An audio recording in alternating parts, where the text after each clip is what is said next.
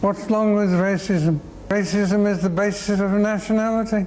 Just so you know, the statement from that man in the opening clip is an absolute fact, but you need understanding to know why that is. That man in the video was a British politician called Enoch Powell. He is well known for the Rivers of Blood speech that was given at the Conservative Political Centre meeting in Birmingham on the 20th of April 1968. For a while, he was used as a straw man to show how racist most white Britons were by all forms of people, and that speech even cost him his political career. Now, I don't believe that Enoch Powell was a racist. He was a man that fought for his nation, valued and loved Indian culture to the extent that he thought it superior in some aspects to English culture. He even spoke fluent Urdu, and he often spoke up against the excesses of the British Empire's treatment of their colonies in Parliament. All this at a time where most politicians were perfectly fine just going along with it. But with everything, time has proven his words to be right, although not in the way that he might have envisioned, because the rivers of blood would come due to the actions of the British government and not the migrants that he made that speech against. For example, the British involvement in the war in Iraq led to one of the worst terrorist attacks in the UK with the 7/7 bombings. I am sure we can thank Tony Blair for that. The toppling of the Gaddafi government in Libya also brought back the slave trade in that area. This action has contributed to the mass migration that seems to be plaguing the UK and other European countries. The gang wars and knife crimes that have become a permanent fix in some affairs of British youth culture also stem from government failings. In my opinion, he can be considered a prophet because he saw a possible trend which he talked about in his speech. And this was not something that was obvious to most people at the time. And for that, he was made a sacrificial lamb for saying the quiet part out loud. This should not come as a surprise to you because in all religious texts, prophets don't have good endings because humans are uncomfortable with the truth. I want the truth! You can't handle the truth! Elijah, John the Baptist, Isaiah, and Jeremiah are all examples of prophets killed for speaking their truth in the Bible. Now, I understand that to make a statement like all nations are racist can rub people the wrong way. But you must also understand that the formational basis of all groups or tribes is first and foremost on the basis of race. Or to put it in a gentler way, in-group preferences. This is not something done out of malice, but rather it's instinctive to trust people that tend to look like us or have a shared identity with us as a common background. This is an ingrained survival mechanism that has been displayed by even newborn babies. But don't take my word for this, please feel free to do your own research on it. Now, for all our talks of enlightenment, humans still remain primitive when it comes to tribe formation. And for a tribe to be formed, there needs to be a common goal and a common means of communication for the members. In our early days on this planet, this goal was often survival. The chances of survival were higher if the tribe had more capable members, hence the need to often bring in outside members in an effort to grow the tribe. Oftentimes, this was done with alliances to achieve a common goal. For example, kill that big woolly mammoth for food and protect ourselves from other predators that would also like a taste of this big woolly mammoth we just killed.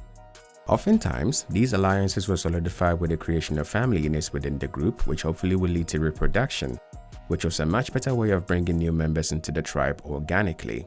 And while it's great to see the tribe grow in knowledge, strength, and new members, the most beneficial aspect of bringing in outsiders is the spread of new DNA. This is beneficial in the long run as it allows for genetic variability within the group. If you are wondering why genetic variability is a good thing, then let me point out to you the Habsburg family, whose years of incest and inbreeding led to most of its members being exceptionally deformed and ill. What can I say? Marrying your sister is not a great idea for having babies, but I digress. But as the group grows bigger, there is a need for more resources which oftentimes are limited. This means that the members of the group will now have to find more resources by taking it from other tribes forcefully if they are stronger, and forcibly assimilating the survivors of the defeated group.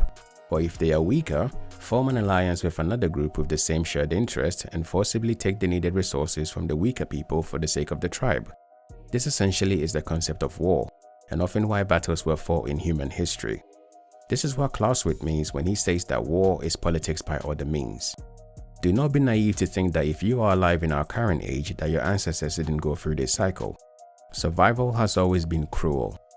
A continued repeat of this cycle means that the tribe continues to grow bigger and stronger to the point that they can essentially become organized to make the activities of the tribe more effective. The strength of the tribe is organized into armies to protect the weaker and vulnerable members of the tribe, as well as its borders. Members who may not have the fighting strength also learn skills such as healing and agriculture, which helps the tribe to continue their survival and expansion. And eventually, laws are established that would help to govern the affairs of the members of the clan as well as arbitrate disputes. I am above the law! Shared behaviors and rituals are used to bind the members of the tribe closer, which is what we call culture. And a common belief in the supernatural is further used to bind the members of the tribe as a means of spiritual indoctrination, which is designed to further the goals of the tribe, which is expansion, and also assuage the fear of death for the members of the tribe so they can sacrifice willingly. Do you fear death? This cycle has been repeated countless times in history, with the Mongols, the Romans, the Vikings, the Spartans, Athenians, etc. This, my friends, is how empires, kingdoms, principalities, and nation-states are formed. You have done well, my friend. Now here is the gist of this section. Everybody outside of the core clan in the eyes of the members of the clan are outsiders. It's always us versus them. And when it comes down to it, members of the in-group will always prefer those in the in-group as opposed to the outsiders who mostly tend not to look like them. This discrimination is done to ensure that the tribe always stays unified to ensure their original goal of survival. In our current era, this discrimination is what is labeled as racism because the structure of societies has been changed in the era of the nation-state and advancements in technology. For example, improvements in shipbuilding technology allowed most stronger tribes to sail to external environments in search of resources.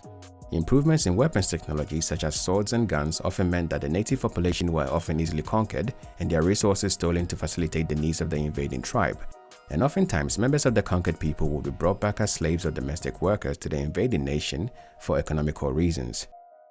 Some will be assimilated into the tribe with their offsprings becoming members of that tribe, while most will not have that luxury but would rather find themselves stuck. There was a reason for the paperback skin test in America, for example. And as such, they would have to form their own tribes to survive. This phenomenon was what led to the current state of affairs with the racial mix of Europe, as historically, Europeans have been the primary participants and beneficiaries of this cycle. And just so you are wondering, North Americans are also Europeans, and the same phenomena has been repeated there too. This state of affairs and changes in civil liberties now brings us to our current state of affairs with race relations. Now, I'm not really worried about the current state of race relations at all because it's pointless to. I understand that the media and certain commentators have a vested interest in spreading a particular view on this issue, but I don't think about it at all. It's simply pointless to waste your time on certain useless things like this. Useless? With the dawn of the internet age and the proliferation of social media, also advancements in information technology, which has led to the spread of pop culture on a global scale, and our increasing addiction to pornography, especially interracial porn, race relations have never been so great. More people are now comfortable dating outside their own races, and the harmony is being built there naturally, as opposed to being mandated by governments and institutions, as was the case during segregation in the Jim Crow era. The civil rights movements and the actions that were taken so far to combat racism and discrimination has already taken hold, and Western society is developing in that way. So the idea by some people that Western society is ever going to revert to being a homogeneous society is frankly pie in the sky. Sorry to tell you, but that will never happen. You got the wrong window again, man. Oh, sorry, nipples. This doesn't mean that there are no problems, because there are. Mass migration from the Middle East and Africa into Western countries does actually pose a problem, especially considering that the welfare system model of most European nations have been left considerably strained due to this. But it poses only a temporary problem because guess what? This is also the natural changes that human societies have always gone through. Society in its current state is not the way of the tribe, even if the ruling class of every nation does still consist of an exclusive tribe even in our modern times. These are the rich and powerful, old money aristocrats and new age industrialist billionaires. But even in the age of capitalism, these people tend not to have much sway over the actions of the majority of people because guess what? There are no kings that people listen to anymore. And even if they have the means to curate certain messages to their ideal society to the masses, ordinary people can also curate their own messages and build a following to tell them to shove it. Furthermore, the media machines of our age also tends to do what it wants. Hollywood, which is a storytelling institution at its core, also does what it wants because if it doesn't make money, then it doesn't make sense.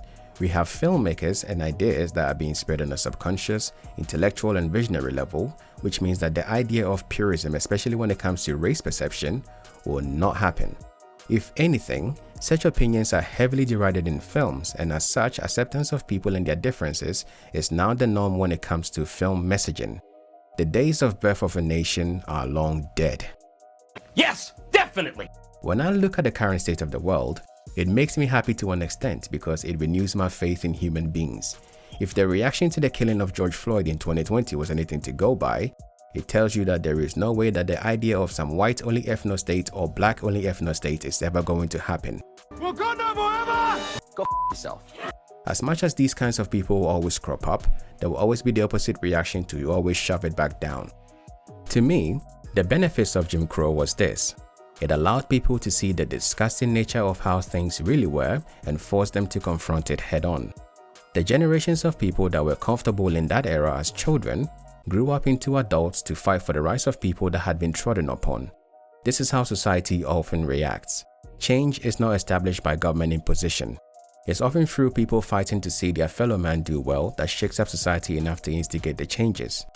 I have never believed in governments to be able to solve any issues without making it worse, as in the end, most government policy only creates laws that adds to its reach and tyranny, which will be used against the individual eventually. Ultimately, this is why most policies fail or end up being repealed. The way that ICE is being lambasted by everyone now should signal to you that ICE will fail in its mission eventually. This is simply because it's near impossible to remove people from the environment they have established their homes, especially in a society that is welcoming and have accepted them. Idealisms are idealisms, but most of us are realists and pragmatists at heart. And even when a cynic like me can recognize that the world is changing at an accelerated rate, then you must know that there is nothing that any group, persons and individual can really do about it. Change occurs regardless of your feelings, and that is nothing new. Regardless of how you think about certain aspects of it, it will inevitably happen.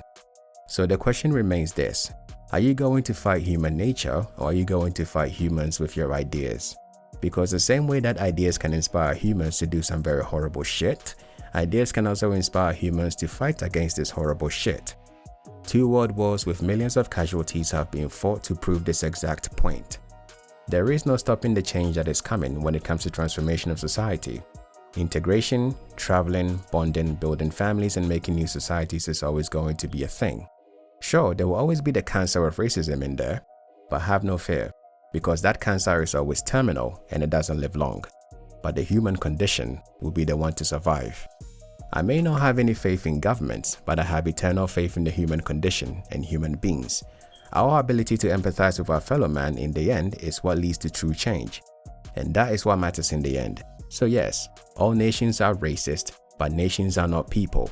And even when there are bigoted people in a nation, there will always be the presence of those that will fight against these disgusting ideas. And that in itself is the beauty of being a human being. It will be okay. Just live your life. Till next time, friends.